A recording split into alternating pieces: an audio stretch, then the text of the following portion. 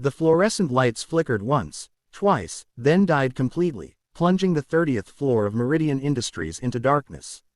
Sarah Chen, CEO of the billion-dollar tech company, stood frozen mid-presentation, her carefully rehearsed quarterly report dissolving into the sudden blackness. Outside the floor-to-ceiling windows, the Manhattan skyline glittered mockingly, but inside, 47 executives sat in stunned silence, their laptop screens providing the only ghostly illumination. "Everyone stay calm," Sarah commanded, her voice steady despite the chaos erupting in her mind. This presentation was supposed to secure the board's approval for her expansion into Asian markets. Months of preparation, millions of dollars at stake, and now this. She grabbed her phone, its screen casting harsh shadows across her face. "Security, what's happening? Backup generator failed, Ms. Chen," the voice crackled through. "Main systems overloaded. We're looking at 2, maybe 3 hours before we can get a commercial repair team here." 3 hours. Sarah closed her eyes. The board members were already restless, some gathering their things. Marcus Wellington from the investment firm was checking his watch with the kind of impatience that cost people their jobs. She couldn't afford to lose this moment, this momentum. "There has to be someone in this building who can fix it faster," she snapped into the phone. A pause. "Well, there's Danny Rodriguez. He's the maintenance guy's assistant, but he's actually just filling in temporarily. His shift doesn't technically. Get him up here, now." 10 minutes later, the elevator doors opened manually, and a man stepped into the darkened hallway, guided by someone's flashlight. Sarah's assistant, Jennifer, led him toward the conference room. Even in the dim light, Sarah could see he was younger than she expected, maybe early 30s, wearing a worn denim jacket over his maintenance uniform.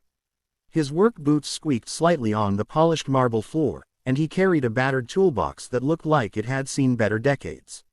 "Ms. Chen." His voice was softer than she anticipated, tinged with what sounded like nervousness. "I'm Danny Rodriguez. They said you needed help with the generator." Sarah sized him up in seconds. Calloused hands, tired eyes, a small stain on his shirt that might have been baby formula. Not exactly the image of technical expertise she'd hoped for. Several of her executives exchanged doubtful glances. "Can you fix it or not?" she asked, more sharply than intended. "I need this power back on immediately." Danny shifted his toolbox to his other hand. "I can try, ma'am. I've worked with these systems before, but the backup generator on this floor is pretty complex. It might take." "How long?" "Honestly, could be 20 minutes, could be an hour.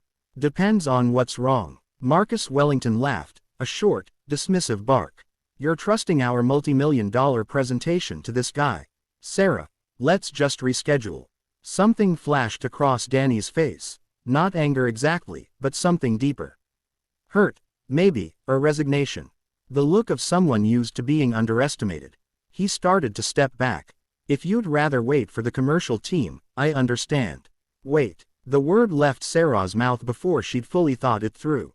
She looked at Danny again, really looked this time. Past the worn clothes and nervous demeanor. She saw determination in the set of his jaw, competence in the way he held his tools.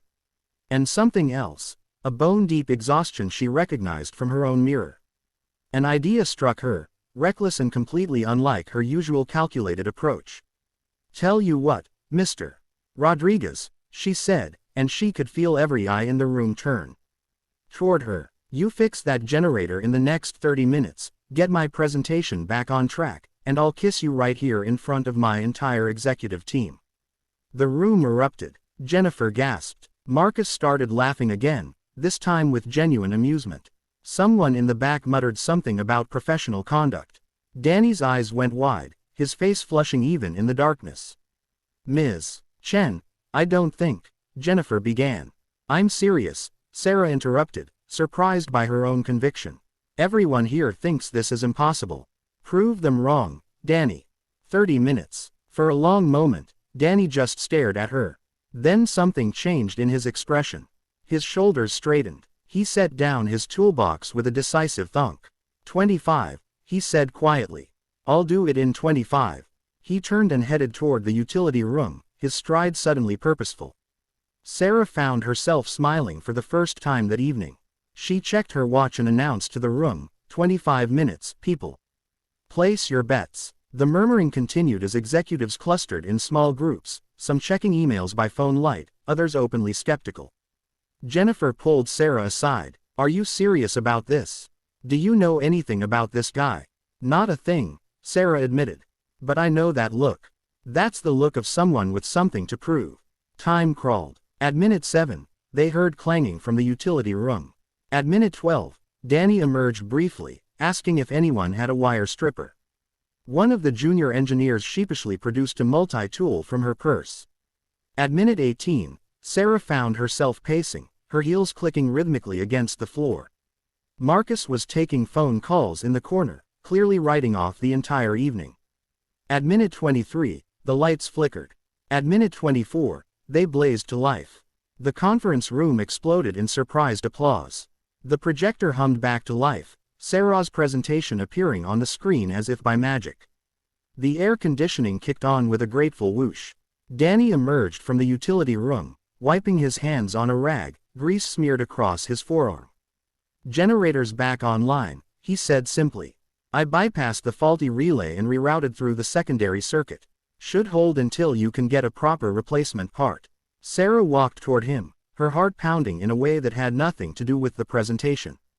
Up close, she could see the dark circles under his eyes, the small cut on his thumb that was still bleeding slightly.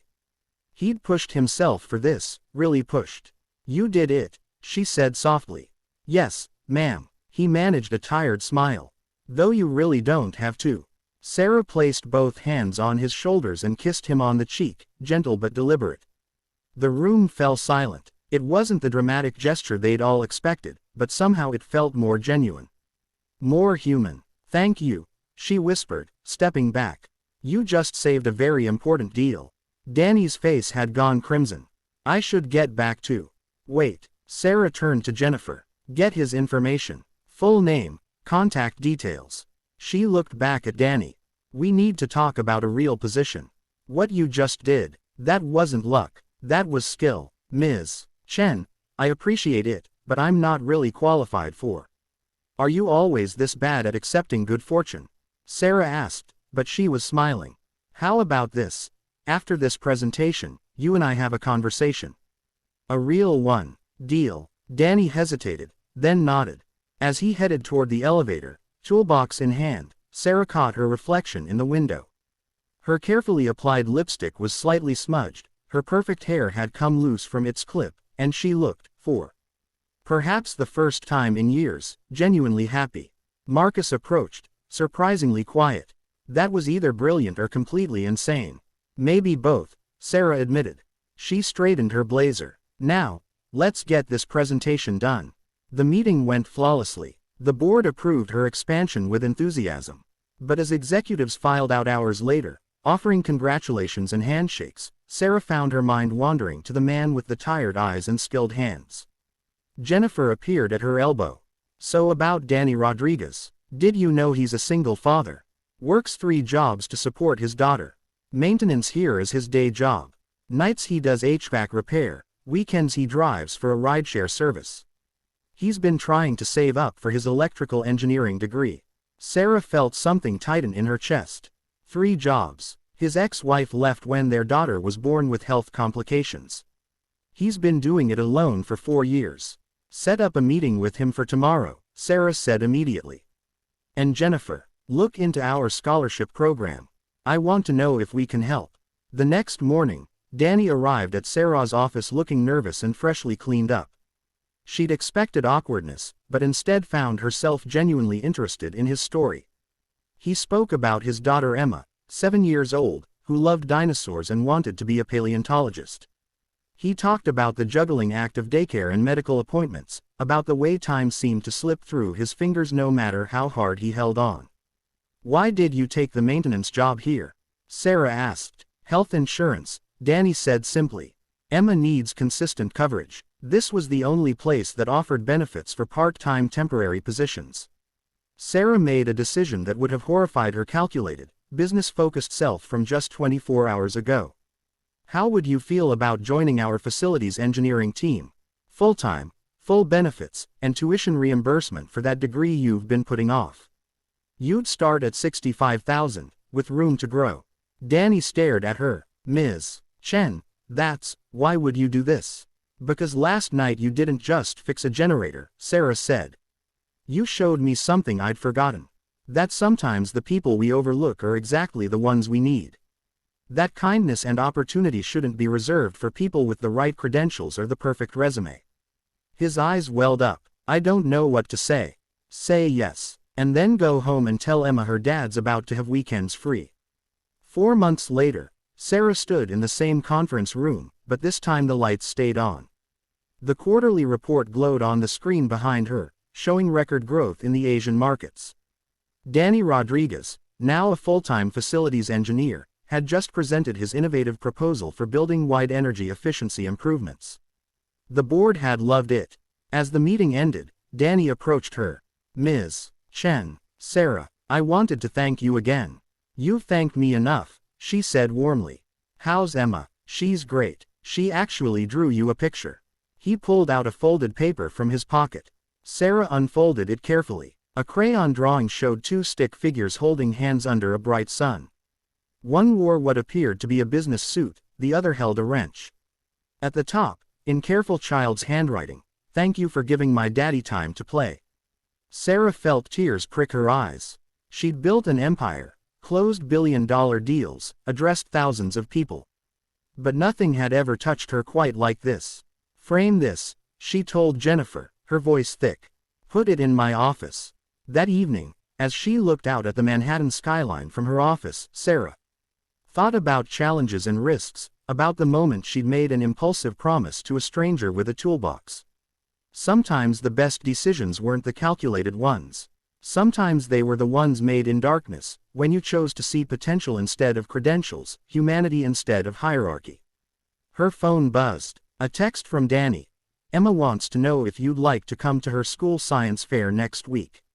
She's building a volcano. Sarah smiled and typed back. I wouldn't miss it.